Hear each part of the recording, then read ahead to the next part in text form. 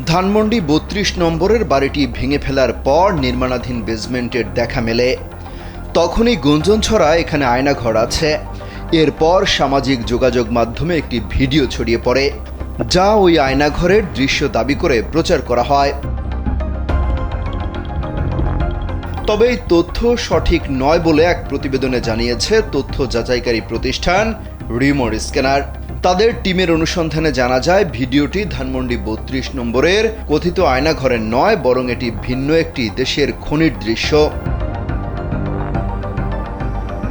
ওই ভিডিওর বিষয়ে অনুসন্ধানে গত ৩০ জানুয়ারি টাটা জেয়ার নামের একটি ফেসবুক অ্যাকাউন্ট থেকে প্রকাশিত একই ভিডিওর দীর্ঘ সংস্করণ খুঁজে পাওয়া যায়। স্যান্ডেলিনা সো, রূপচর্চায় আভিজাত্য। অ্যাকাউন্ট পর্যবেক্ষণ করে জানা যায় এই ব্যবহারকারী হাইতিতে বসবাস করেন। ভিডিওটি বিশ্লেষণ করে দেখা যায় এটির শুরুতেই একটি পাহাড়ি বা বনাঞ্চলীয় এলাকায় অবস্থিত গুহার প্রবেশদ্বার। তবে ধানমন্ডি ৩২ নম্বরের দাবিতে প্রচারিত পোস্টগুলোতে সেই অংশটি কেটে বাদ দেওয়া হয়েছে। এছাড়া ভিডিওর ১ মিনিট ৩৯ সেকেন্ডের দৃশ্যে একটি গাধা এবং ২ মিনিট ৩ সেকেন্ডের দৃশ্যে কয়েকজন খনি শ্রমিককে দেখা যায়।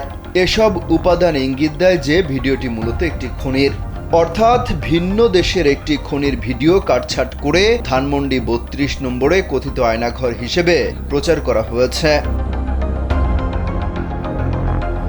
অমিত হাসান রবিন, কালবেলা।